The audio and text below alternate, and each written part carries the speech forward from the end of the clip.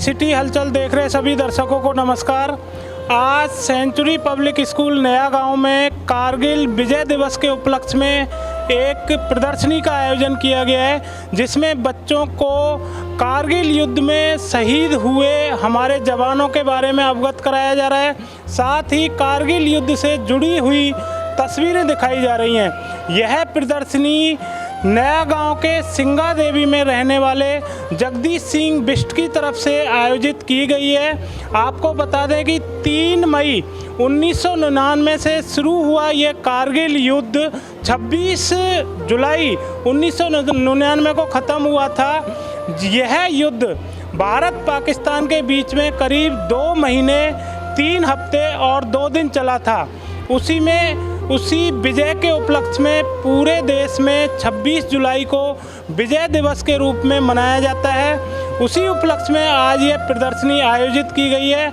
आप देख सकते हो कि ये स्कूल के बच्चे शहीदों की फ़ोटो और उस समय अखबार में जो प्रकाशित हुआ था उन फोटो को देख कर के देशभक्ति से ओतप्रोत हैं।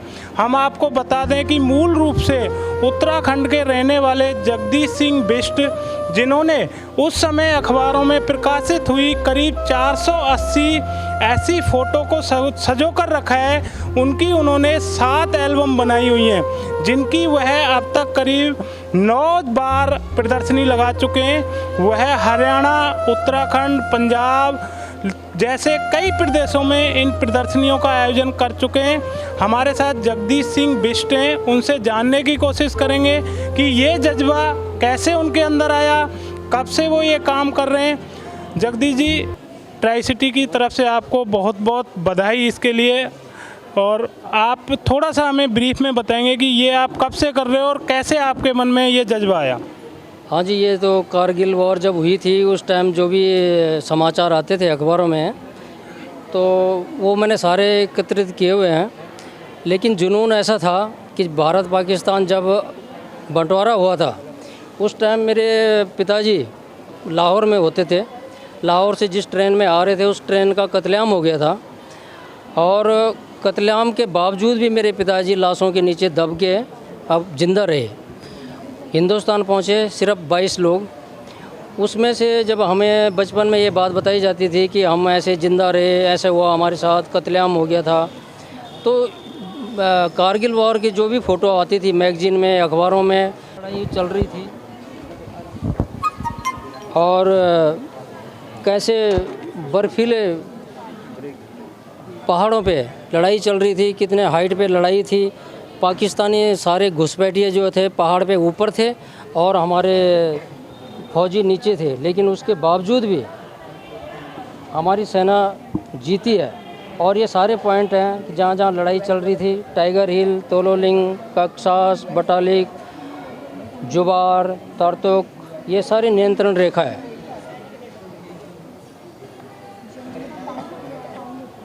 कौन कौन से हथियार उस टाइम इस्तेमाल हो रहे थे, ये सब इसमें है। जगदीश जी, जो आपने पीछे ये शहीदों की फ़ोटो लगा रखी हैं, ये आपने कहाँ से एकत्रित किए हैं और कौन से शहीद हैं ये सर हमारे भारत के 527 जवान शहीद हुए थे, उसमें से 104 जवान शहीद हुए उत्तराखंड से। तो उस टाइम चिट्ठियों का ज़माना था, 23-24 साल पहले। तो मैं चिट्ठियों के माध्यम से जहाँ जहाँ हो सका मैंने ये फ़ोटो मंगवाई हैं, और तब ये फ़ोटो मैंने तैयार किए हैं। ये उत्तराखंड के शहीद हैं, 104 शहीद हुए थे, लेकिन मैंने उसमें से 52 शहीदों की फ़ोटो तैयार कर रखी है। हमारे साथ सेंचुरी पब्लिक स्कूल की छात्रा है, उनसे जानने की कोशिश करेंगे कि आज जो प्रदर्शनी में उन्होंने देखा है, क्या अनुभव किया है। बेटा, क्या नाम है आपका? गीतांजलि। कौन सी क्लास में पढ़ते हो? 10th। गीतांजलि, आपने पहले कभी बेटा इस तरह के कारगिल युद्ध के फ़ोटो वगैरह कभी देखे थे?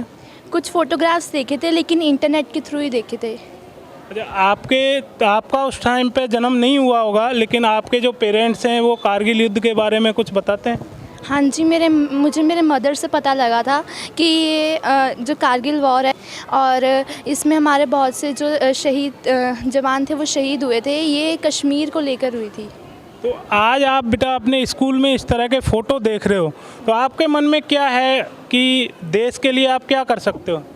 पहले तो मुझे इस बात पे गर्व है कि हमारे भारत में ऐसे कई जवान का जन्म हुआ है जिन्होंने अपनी भारत की भूमि के लिए अपनी जान की परवाह भी नहीं करी, और मुझे इससे ये प्रेरणा मिलती है कि मैं भी अपने देश के लिए कुछ करूं। तो आप आगे चल के आपने आज से पहले कुछ और सोचा होगा उसमें कि आपने क्या बनना है, किस फील्ड में जाना है, उसमें कुछ बदलाव आया? नहीं, मैं शुरू से ही एयरफोर्स में जाना चाहती हूँ और अभी भी मैं एयरफोर्स में ही जाना चाहती हूँ। Thank you. स्कूल के प्रिंसिपल राजेश जी हमारे साथ हैं। राजेश जी नमस्कार। नमस्कार जी। सर, आज आपने ये स्कूल में प्रदर्शनी लगाई है जगदीश जी के सहयोग से, तो इसका मोटिव क्या था, क्यों आपने ये लगाई?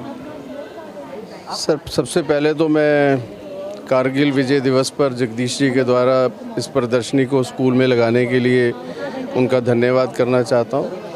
तो हमारा मोटिव सिर्फ इतना था कि हम अपने बच्चों को जो कारगिल युद्ध के बारे में दिखा सकें, क्योंकि जैसा कि अभी बच्ची ने आपको बताया कि उन लोगों ने सिर्फ सुनी सुनाई बातें थी उनके पास, या किसी ने जो उनको बताया था वही उनको पता था। आज इस प्रदर्शनी के माध्यम से उन्होंने उन सब घटनाओं को वास्तविक रूप से जानने का उनको मौका मिला। तो इस प्रदर्शनी से बच्चों को बहुत प्रेरणा मिले, इस वजह से हम लोगों ने इस प्रदर्शनी को स्कूल में आयोजित किया। सर, आपका एक शिक्षक के नाते बहुत लंबा कैरियर है। आपने पहले ऐसे कोई प्रदर्शनी स्कूल में आयोजित हुई हो, या आपको क्या लगता है कि अगर समाज में इस तरह की प्रदर्शनी आयोजित होती हैं तो उससे देश सेवा में कुछ लोगों में जज्बा बढ़ेगा? बिल्कुल, ऐसी प्रदर्शनी खैर हमारे स्कूल में पहले इस तरह की कोई प्रदर्शनी आयोजित नहीं हुई है, बट मैं ये चाहूँगा कि ऐसी प्रदर्शनियाँ समय समय पर हर समाज के हर क्षेत्र में लगनी चाहिए, जिससे कि लोगों को, बच्चों को समाज सेवा का, देश सेवा की प्रेरणा मिल सके। सर, ये माना जाता है कि जो विद्यार्थी है वो कल का हमारा समाज है, तो अगर हम स्कूल में इस तरह की करते हैं तो क्या समाज में इससे सुधार आएगा? बिल्कुल बिल्कुल, इसमें समाज में सुधार आएगा, बच्चों में देश प्रेम की भावना जागेगी। जब तक बच्चों में देश प्रेम की भावना नहीं होगी, वो देश के लिए कुछ भी करने के लिए तत्पर नहीं होंगे। आप देख सकते हो कि जो प्रदर्शनी लगी हुई है इसमें जगदीश सिंह बिष्ट ने ये निस्वार्थ भाव से प्रदर्शनी लगाते हैं और आज से पहले कई जगह प्रदर्शनी लगा चुके हैं। वहीं स्कूल के प्रिंसिपल राजेश जी का कहना है कि समय समय पर इस तरह की प्रदर्शनियां लगती रहनी चाहिए, ताकि एक हमारा समाज देश प्रेमी समाज और शिक्षित समाज बन सके। देखते रहिए ट्राई सिटी हलचल। धन्यवाद।